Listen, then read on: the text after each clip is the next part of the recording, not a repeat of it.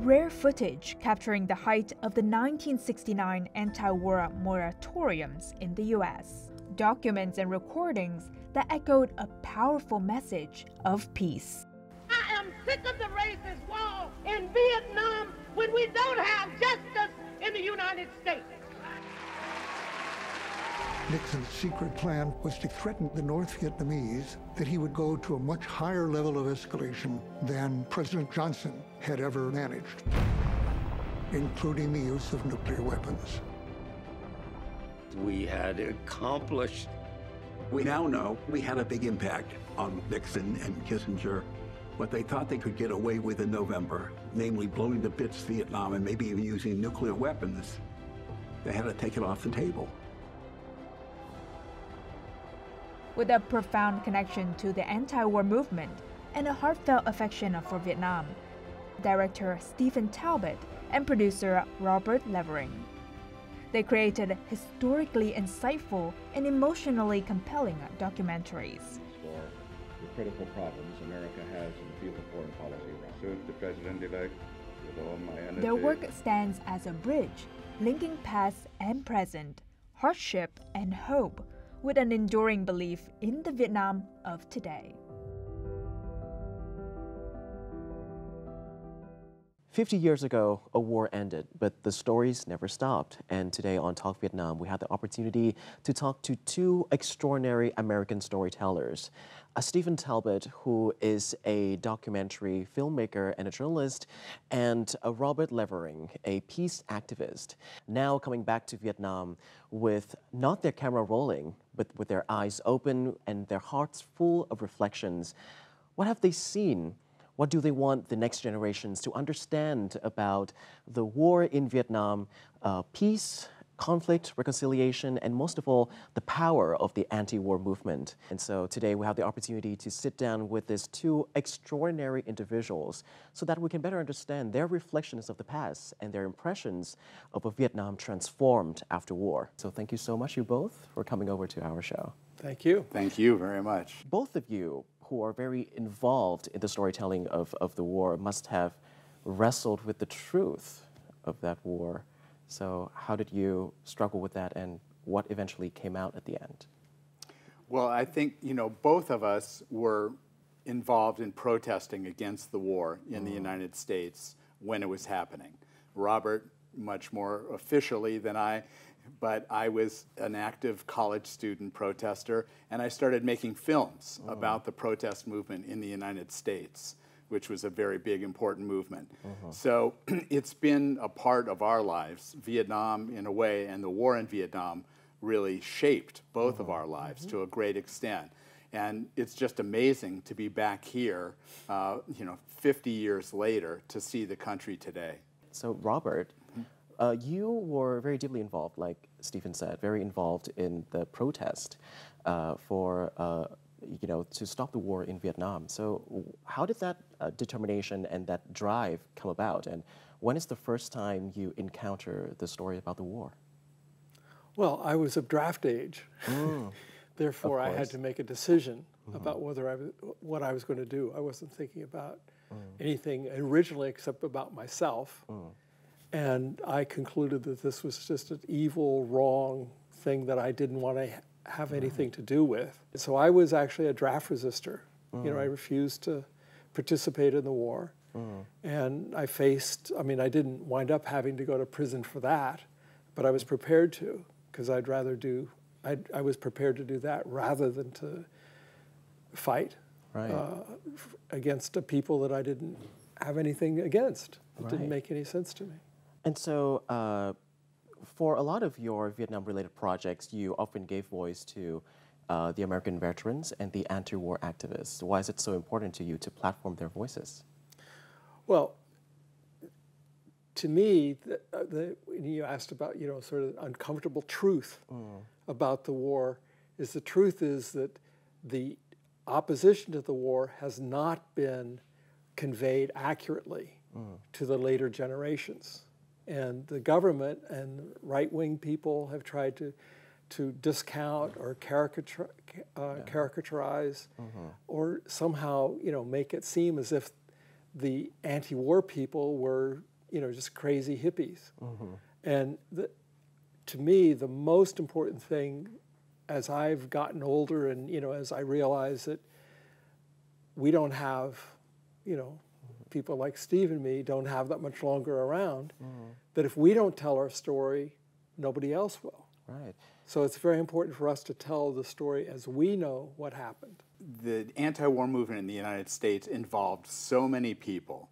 There was a broad range. Millions of ordinary Americans, housewives, mothers, religious groups, union leaders, teachers, students, of course, were against this war. So what Robert and I have tried to show in our most recent film, especially in The Movement and the Madman, was that, by 1969, 500,000 people turned out in Washington, D.C. to protest the war. And if you look at the footage that we found, and some of which I filmed back then, you see a sea of people, and it's all different kinds of people. Right. And so that's what we want Americans and people in Vietnam to know, that the anti-war movement in the United States was very, very big. It was the largest social protest movement in the history of the United States to that point.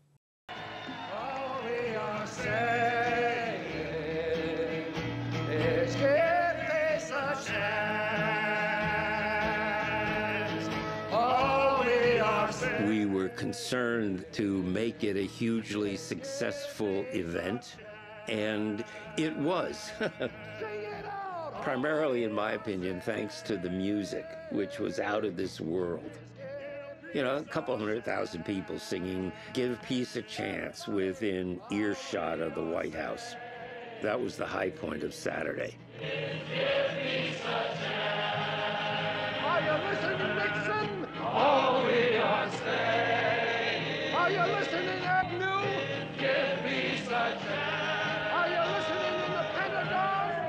All we are saying. What were some of your most memorable or emotional moments when you were making the documentaries about Vietnam?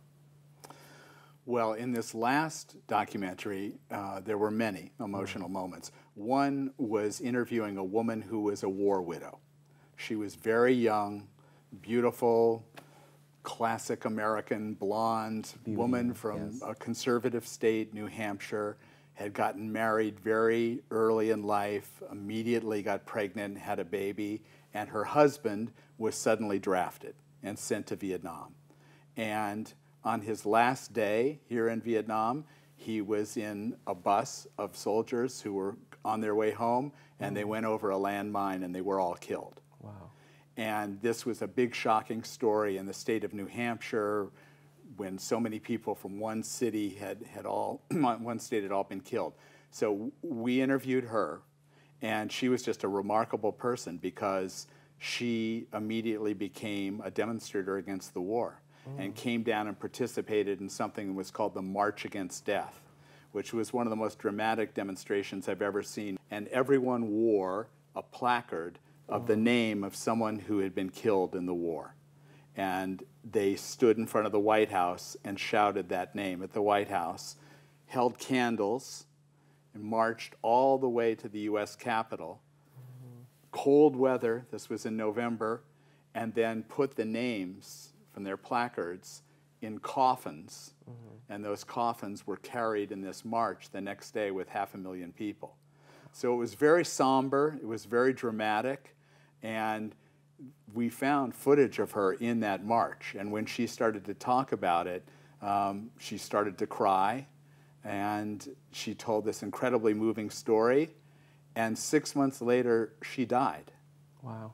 So she was one of those people who we interviewed just in time. A lot of the reviewers of our show said this is a film about the power of protest. And the story of our film, in a nutshell, is that in 1969, Nixon and Kissinger were secretly planning a major escalation of the war. They were going to renew the bombing of the North, and they even had in their planning documents a threat to use nuclear weapons. Now, Americans did not know that, And Nixon and Kissinger were not saying that publicly. Right. And we certainly in the anti-war movement didn't know that was going on. And so they set a November 1969 deadline for the Vietnamese to capitulate North Vietnam, accepting the American terms, or facing this massive escalation of the war. Well, these two major demonstrations happened, and they were so large and so effective that Nixon, and he writes this in his own memoirs, said, I realized I no longer could carry out this escalation because the whole country in the United States might blow up. Too many people would be angry and upset and dismayed. So he called it off. So it didn't end the war, unfortunately. The war went on, but it prevented this major escalation, which was an important thing. Right. And now that 51 years later, returning to Vietnam, what is your emotion as you came back this time around, Stephen? Well, it's amazing to be here. I mean, when I was here before as a 24-year-old activist, I was ashamed to be here as an American from when I saw Bach Mai Hospital bombed, when I went to Quang Tri Province and saw the absolute devastation. And I was guilty about what my country had done. I was proud of our anti-war movement. I was deeply impressed by the Vietnamese resistance. And to come back 50 years later and see how much progress has been made in this country, how modernized it's become. I know there are a lot of obstacles, a lot of things to change, but this is a forward-looking country. It's a young country. You know this. Yes. And it's very inspiring, I think, for both Robert and me and the people we're here with to see. Yeah. What about you, Robert? You obviously know Vietnam through a very different channel. And this time coming to Vietnam, do you encounter any stories, any fact? Do you see anything that that sticks with you a lot? Well, we've only been here a couple of days. Of course. But one fact that really, as Steve said, makes me feel ashamed for what happened was the fact that 17% of the land of Vietnam still has the UXOs, the Agent Orange, and that's just horrible. And it's going to take 250 years, at least that was the fact that we heard, before it's all gone. I mean, that's one thing that really has stuck with me. And I think that I can't ever, just the idea that America is responsible for that is very disturbing to me.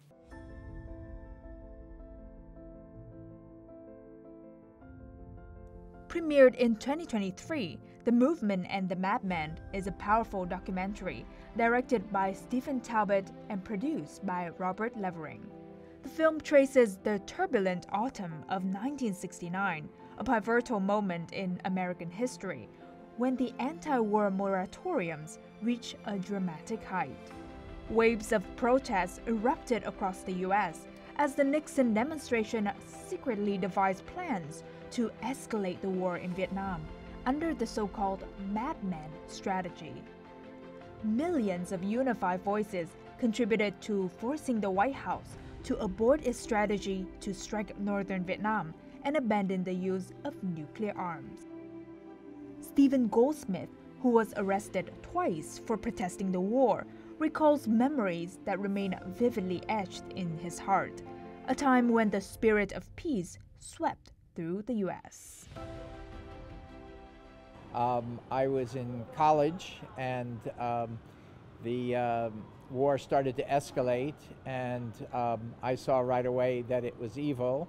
And then there were at my university a teach-in, all-night professors and experts telling us the history and what it was all about. I got on a bus and went from Chicago to Washington, and it was organized by Students for Democratic Society, which I was a member of.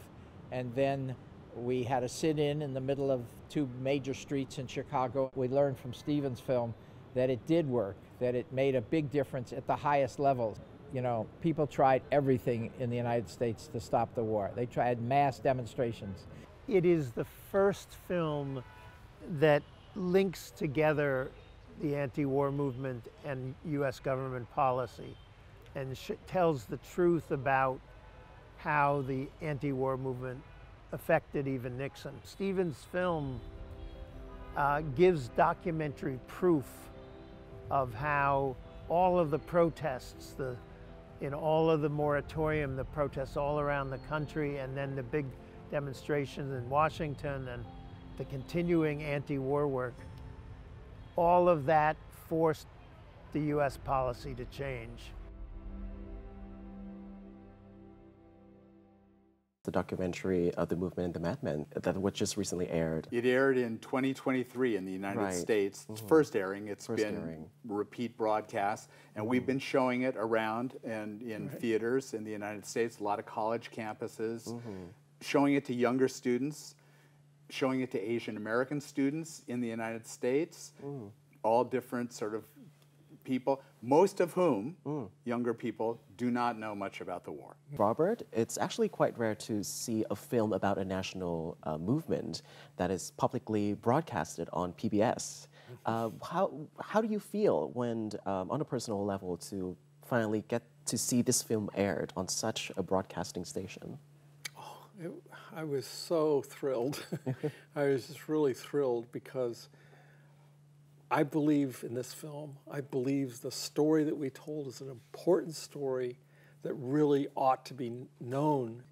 It's very, very rare for there to be an anti-war movement within a country that's at war. This was probably, I think, in human history, I mean, we've done some research about this, but we can't think of any other time in human history when such a massive movement against the war while the war is going on by people within a country. Well, one quick thing is because this is the 50th anniversary, public television in the United States is repeating our film. So next month in the United States, early May, it will be shown nationally again. So the film has an ongoing life. You know, a story that I think is very worth telling and is something I think we've both been very aware of since in the short time we've been here, is how Vietnam, I know it's got nearly 100 million people, but Vietnam as a relatively small country. And Vietnam has really, and leaders here, Ho Chi Minh and many others, have been incredibly successful, even at great suffering and loss, in navigating perilous waters. That is very and true. finding bridges and finding ways to survive and to prosper, to have a future. And that's pretty inspiring. There are a lot of lessons that Americans and others could learn from Vietnam in how Vietnam deals with the rest of the world to guarantee peace and security and prosperity for its own population. And one of the things that I found very impressive was something that one of the people said was that we can't forget about the war, but we can forgive it, you know, what happened and move forward. And that's a really important lesson, I think, for the world. Producing The Movement and the Madmen involved meticulous research, blending historical documentation with a burning desire to reignite the spirit of resistance for peace. Under the guidance of director Stephen Talbot, the production team gained access to classified recordings and previously unreleased materials, unveiling the dramatic political narratives of President Richard Nixon and his advisor Henry Kissinger during the tumultuous escalation of Vietnam's resistance war against the U.S. Nixon's secret plan was to threaten the North Vietnamese that he would go to a much higher level of escalation than President Johnson had ever managed, including the use of nuclear weapons. Strong supporter of Richard Nixon. He was my boss. The Russian ambassador, Dobrynin, the president wants you to tell the Russians that the North Vietnamese have nothing to gain by waiting. The documentary portrays Nixon's madman strategy with remarkable precision.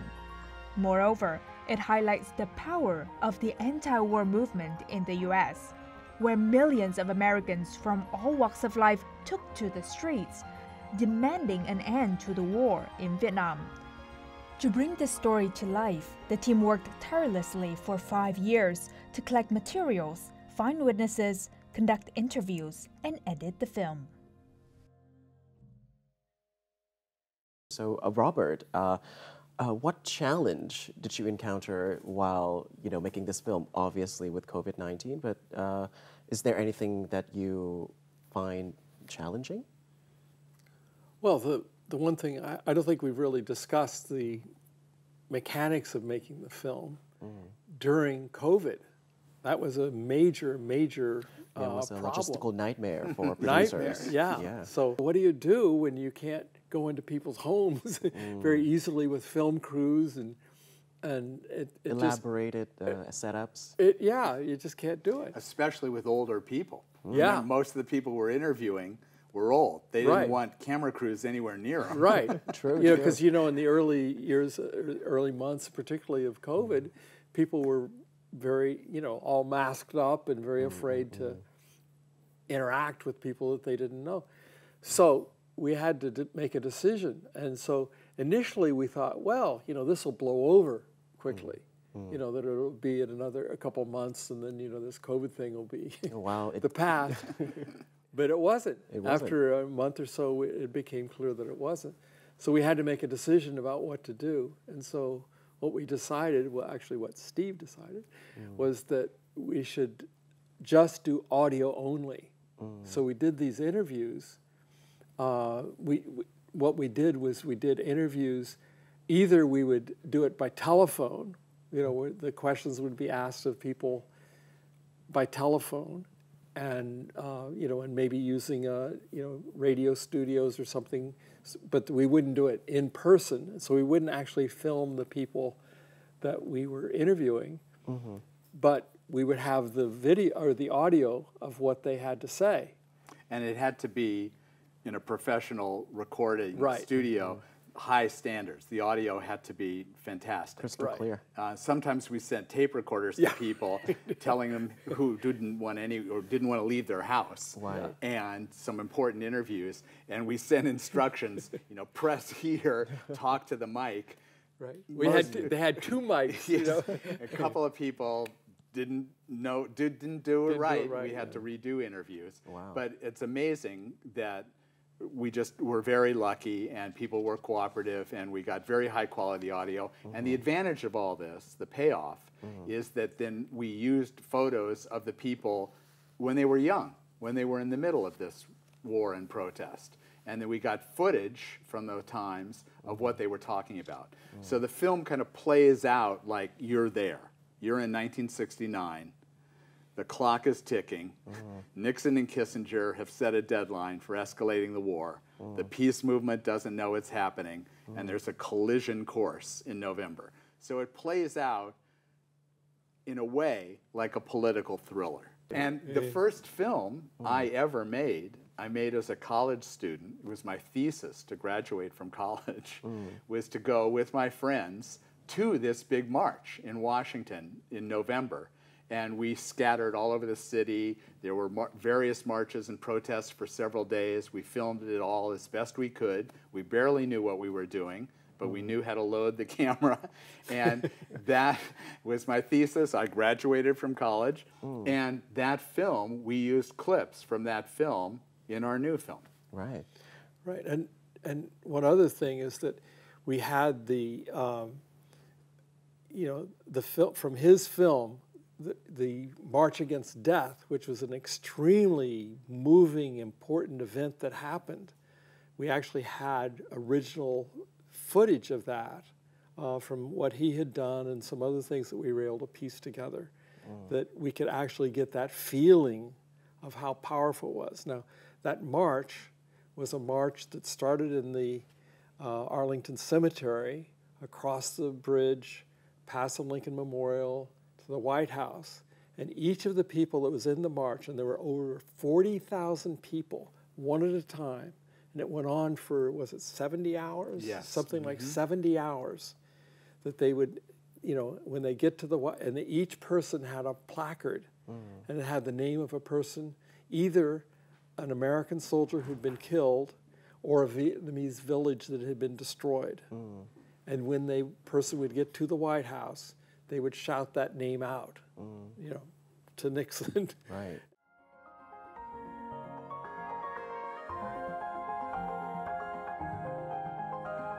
Well, when I was here in 1974, the war, the bombing of North Vietnam had just ended. Everyone rode bicycles. There was a kind of a sad feeling, of course, because of the war damage. Bach Mai Hospital had been bombed. But people were very determined. I was impressed by how determined people were.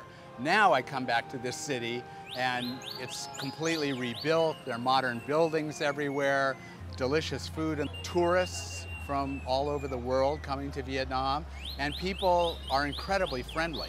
I think for Americans, the things that would be the most surprising about Vietnam is how open and friendly the people here are. These were the heartfelt reflections of director Stephen Talbot during his return to Vietnam 51 years after his first visit.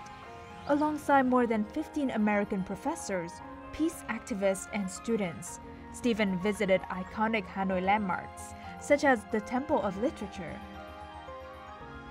the Hoa Lo prison relic site, and the Vietnamese Women's Museum. The group expressed their delight at the sight and sounds of modern-day Vietnam, peaceful, vibrant, and rich in cultural identity, which is entirely different from the war-torn image long familiar to them. So I come here,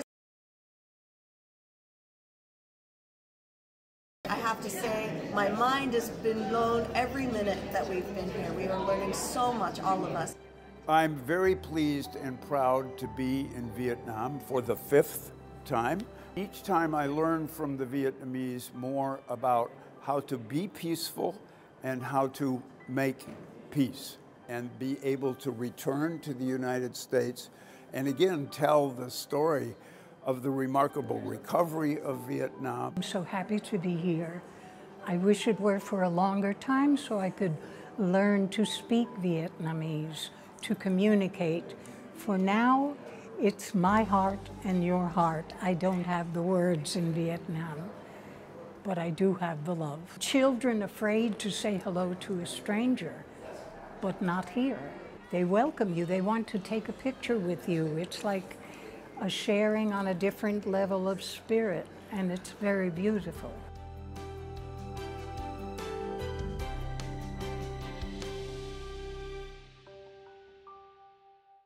Jumping off of that to where we are now, now that you guys trip back in Vietnam, if you were to summarize your feelings now that you guys have came back here, what is that one feeling that you think is the most resonant, the most outstanding to you as you first landed in Vietnam?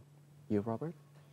Well, I think it's that I just get this sense of a real hopefulness that people here seem to have, and also a kind of unification, or it seems to be very unified. It seems like people are, have goals. I mean, the various people we've talked to, it's very clear, that they're trying to build a country that's going to be very successful over the long term. So, Stephen, if you were to summarize your experience in Vietnam in one sentence, what would it be?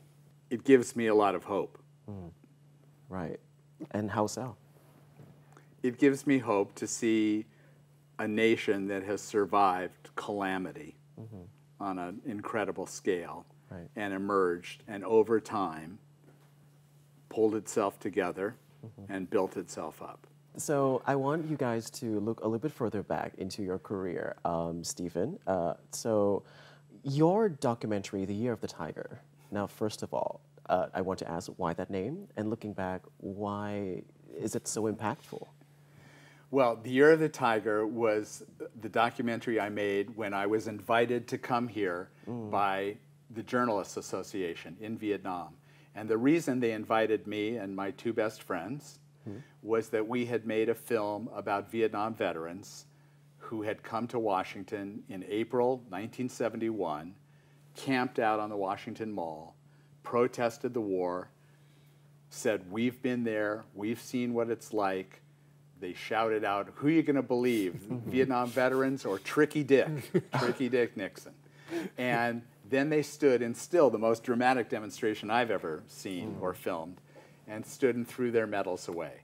And John Kerry was part of that demonstration, but this involved several thousand Vietnam veterans, so that was very moving. So I made that film, and they showed that around the United States. It was on some public TV channels as well. And I was invited to come here because of that film. And so I came here after the peace agreement was signed, but before the final offensive. And in '74, it was the Year of the Tiger, 1974.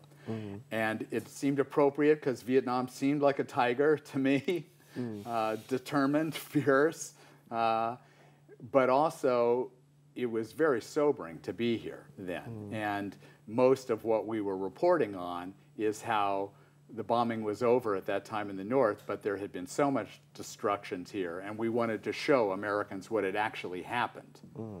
And so it was sobering to be here, and we learned a lot. And so we made that film, and we went back and we got that on public TV. That was my first experience of directly working for public TV. It was shown in San Francisco and then other cities in the country. And my friend toured in a bus around the country showing it to anyone who would watch it. And it was a very big experience for me. The Year of the Tiger, 1974, is a deeply contemplative and profoundly human documentary, directed by Stephen Talbot, David Davis, and Deidre English. The film captures their extraordinary journey to northern Vietnam following the signing of the Paris Peace Accords in 1973, a critical turn in history when the war in Vietnam was brought to a momentary halt, and the country was about to embark on its enduring path toward reconstruction. Each individual played a role in rebuilding the nation, from children and humble farmers to artists, doctors, and soldiers. Through its raw and evocative visuals, The Year of the Tiger offers a transparent, powerful reflection of the profound losses endured by the Vietnamese people. Shattered villages and eyes filled with the sorrow of war.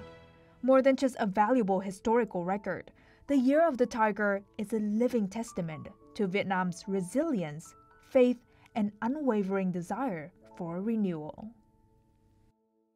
So when you first came to Vietnam in 1974, is there a story or a moment or a slice of scenery that just left you with immense memory, that just leave you, it's unforgettable for you?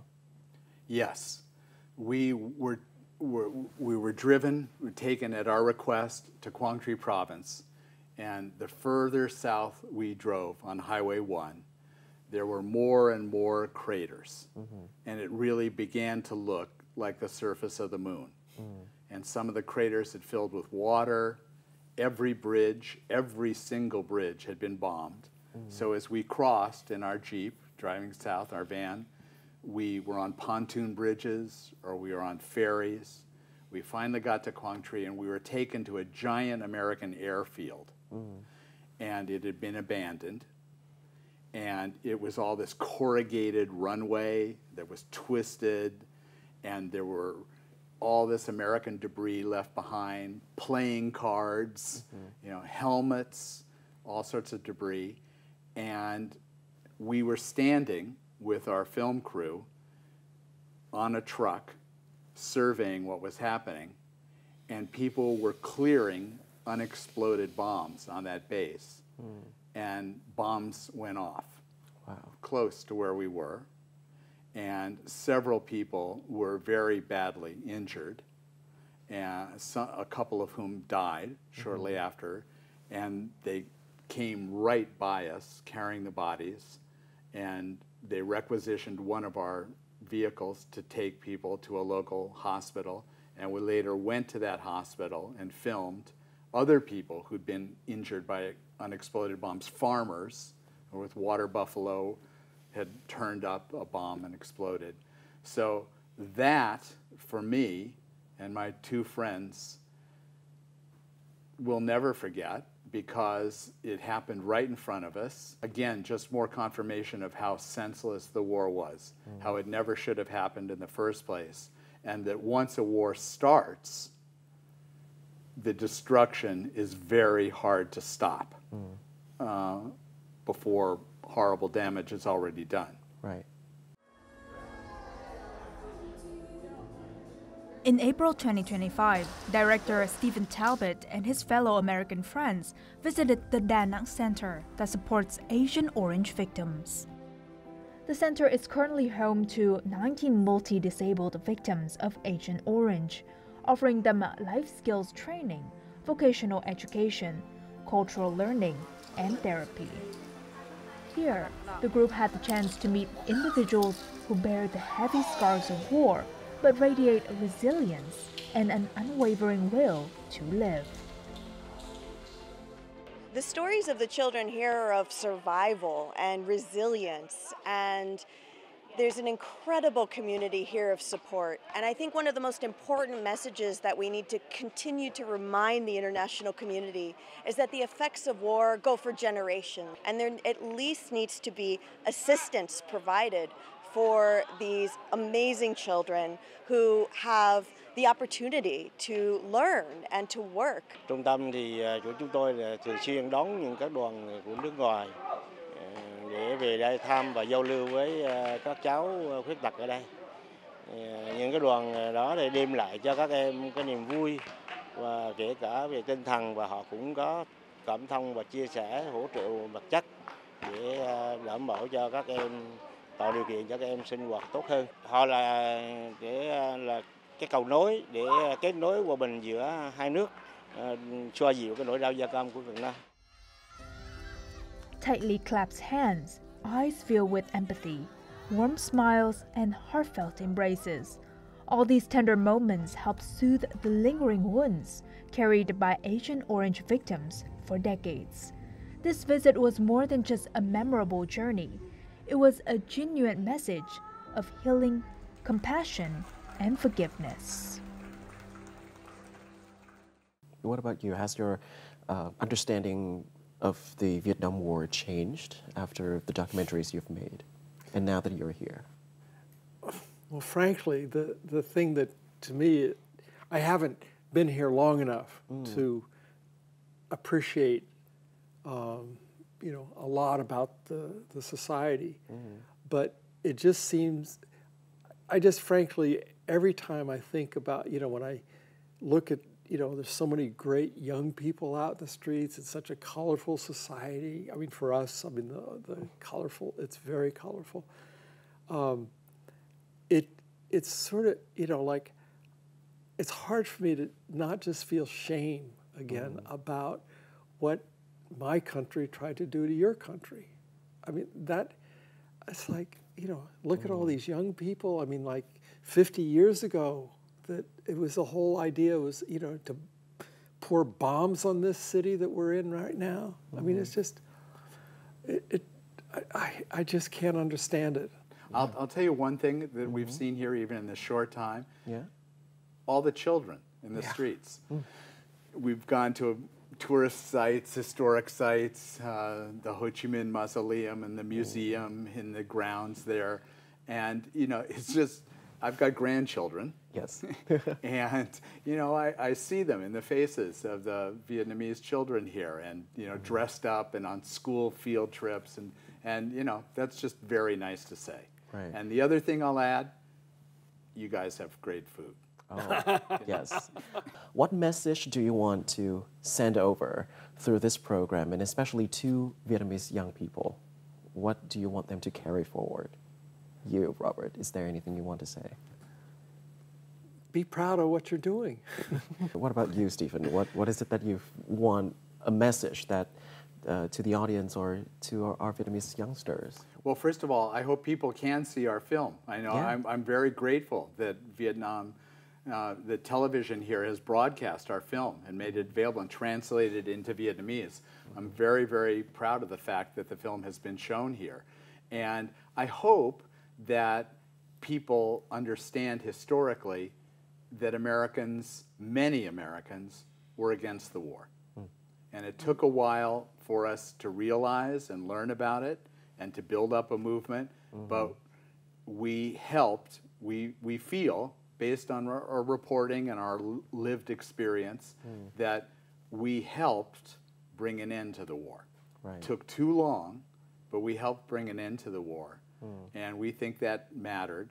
And we would like, not just for our friends to know in America and be reminded of, we'd like people here to understand that. But the really important thing, I think, is what Robert said, is that we like to cheer young people on. Right. Yes. And that is a very beautiful note to end our conversation on. And to our audience at home, this conversation with Stephen Talbot and Robert Levering has allowed us to understand that history is not just something in the past. It's something that we can constantly and always can learn from. Once again, thank you so much for allowing us to listen in to your reflections and your stories. That's all we have for this edition of Talk Vietnam. See you once again on another episode with more of our inspiring guests. Goodbye for now. I have always felt welcome as a U.S. person here, and I feel welcome now. And I see so many more tourists now, including from the U.S., who obviously also feel welcome.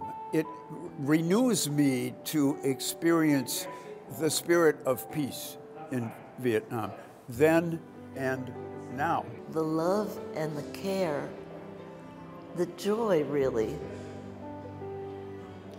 that I see in your people. And I know Vietnam now is going through a lot of changes, but that's good.